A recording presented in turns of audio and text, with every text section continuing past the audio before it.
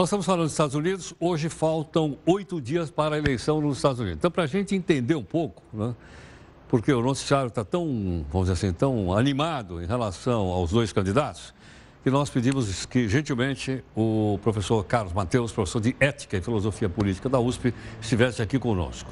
Mateus, mais uma vez, obrigado pela gentileza, obrigado pela participação. Obrigado a você. Tudo bem? Por favor. Mateus, o que vai acontecer? É o colégio eleitoral que manda e ele está, vamos dizer, fora dessas coisas que estão aí na mídia? Não é? Como é que vai funcionar isso? A eleição americana é diferente da nossa. Quando um candidato vence num determinado colégio eleitoral, todos os votos desse colégio eleitoral vão para o candidato vencedor. O que significa que a eleição americana não corresponde necessariamente ao voto popular.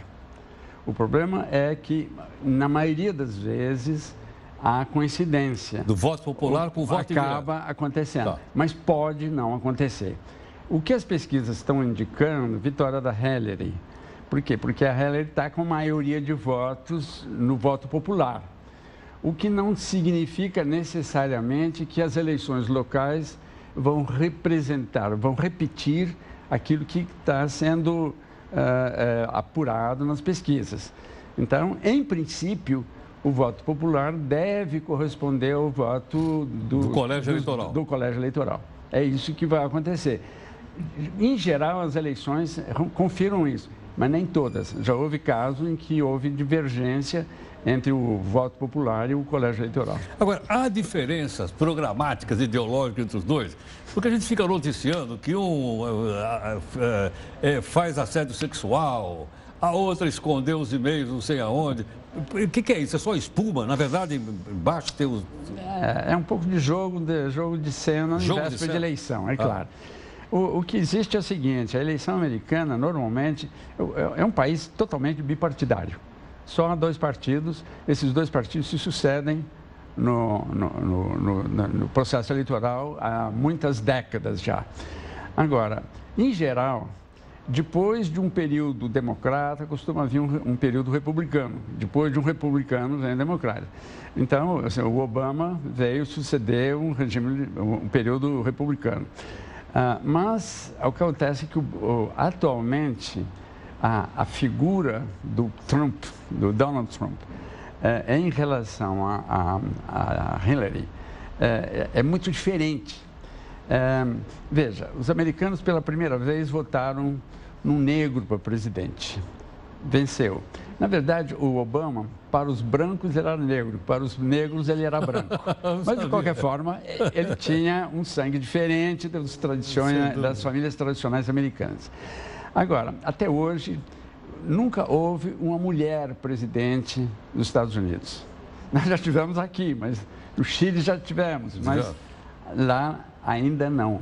Isso seria uma novidade. Agora, eu acho que a figura do Trump é uma figura muito estranha. Ele não faz muito a tradição do Partido Republicano. Ele nunca foi senador, ele nunca foi nada. Ele é um grande milionário, um empresário, essa coisa toda. Está um pouco assim a cara do aventureiro. E ele representa o fechamento de fronteiras nos Estados Unidos. Ao passo que a Hillary representa uma espécie de continuidade do regime do Obama, que foi um regime aberto, de ligação com outros países. O Obama fez, na verdade, um grande governo, não há a menor dúvida. E a Hillary trabalhou um pouco na sombra, o que dá a ela um pouco mais de retaguarda para ser presidente. O Trump seria uma incógnita. O que ele seria? O que ele faria? Ninguém sabe, ele nunca fez nada de Agora, Matheus, como é que ele conseguiu ser indicado no Partido Republicano? Eu acho que ele subiu em cima de uma onda de fechamento de fronteiras. Vocês viram o que foi na Break e Exit? Os ingleses fecharam fronteiras para a imigração. Os Estados Unidos é um país de forte população migratória, de imigração externa para o país. O que significa que hoje a maioria do eleitorado americano é de origem latina, negros, asiáticos. Enfim, hoje a população, o eleitorado americano tradicional, enfim, ingleses, colonizadores, já são minoria. E o Trump representa essa tradição como é que se diria, das famílias tradicionais americanas. É a volta ao isolacionismo que caracterizou a política externa americana durante alguns períodos? Fechar a fronteira. Seria ou não? Acabar com aquela história de mexicano ir passar a fronteira e morar nos Estados Unidos. E a gente exportar a fábrica, nós vamos produzir aqui dentro. Como é que é? Digo, em vez da gente exportar fábricas ou emprego, a gente vai passar a produzir dentro do país. Tem que fechar a fronteira. Eles não querem mais imigração. O grande problema hoje, no mundo, você vê, a Europa hoje está vivendo esse problema da migração. É um problema seríssimo, porque os imigrantes, a pobreza no resto do mundo é muito grande, a defasagem econômica entre os países ricos e os países pobres está aumentando muito, e há ondas e ondas de migrações. O norte da África toda está atravessando o Mediterrâneo para ir morar na Europa. É verdade. E os Estados Unidos já há anos que vem tentando segurar a passagem. Ele está propondo expulsar todo mundo que não tiver documento. Como é que é? Todo mundo que não tiver documento, o Trump está... Mandar embora. Pegar o cara, não tiver documento, fora. Exatamente. E documento tem que ser de cidadania americana, que não é uma coisa que se consegue na hora. Levar a um certo tempo. O que significa, portanto, que eles vão fazer, se for o Trump o eleito, vão fechar fronteiras e vão expulsar os estrangeiros, enfim, as migrações não legais, e será um país muito de porteiras fechadas. Mateus, se surpreende o fato dele ter, não de ganhar ou não, mas ter pelo menos 40% de apoio? O 40% é o voto do Partido Republicano. 40%? Tradicionalmente, os americanos, sim, 40% são republicanos, 40% são democratas. Esses 20% é que decidem todas as eleições, que eles mudam para um lado ou para o outro. E eu acho que, aparentemente, pelas pesquisas, o voto está pendendo para os democratas de novo, que seria uma continuidade do Obama, que, aliás, está fazendo campanha, né? Vocês viram, está fazendo campanha aberta a favor da Hillary, o que pode ser um peso forte na decisão final. De qualquer forma, as pesquisas estão indicando Hillary. Eu acredito que deve confirmar. Deve confirmar? Eu acho que sim. Sim. É difícil haver uma mudança de última hora, a menos que aconteça algum fato muito inusitado, alguma surpresa. Eu acho difícil nesse momento. Sim, porque nós estamos na reta final já, né? Faltam 8 dias. O último debate mostrou a Hillary muito segura. Achei ela muito segura. Ela enfrentou com muita calma e com muita competência aquele ar meio estranho, né, que o Trump tem. Enfim, eu acho que o Trump tem uma torcida limitada, ao passo que a Hillary hoje representa a novidade, uma mulher na presidência americana, que até hoje não houve. É uma novidade, vai ser uma... Bom, ele também seria uma novidade, né? Como é que é? Ele seria uma novidade. Chegar a presidente dos Estados Unidos sem nunca ter sido político. É verdade. Mas isso é menos, né? Eu acho que o fato de ser uma mulher presidente é mais novidade do que um aventureiro, digamos, um indivíduo que não fez carreira política.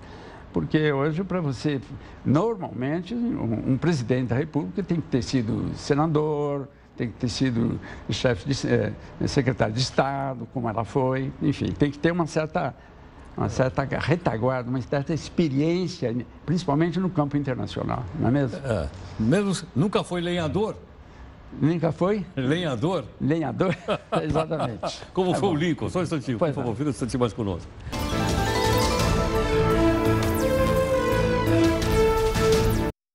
Professor Carlos Mateus, professor de Ética e Filosofia Política da PUC. Bom, o seu livro está lá, lido, anotado, e de vez em quando eu olho o livro lá.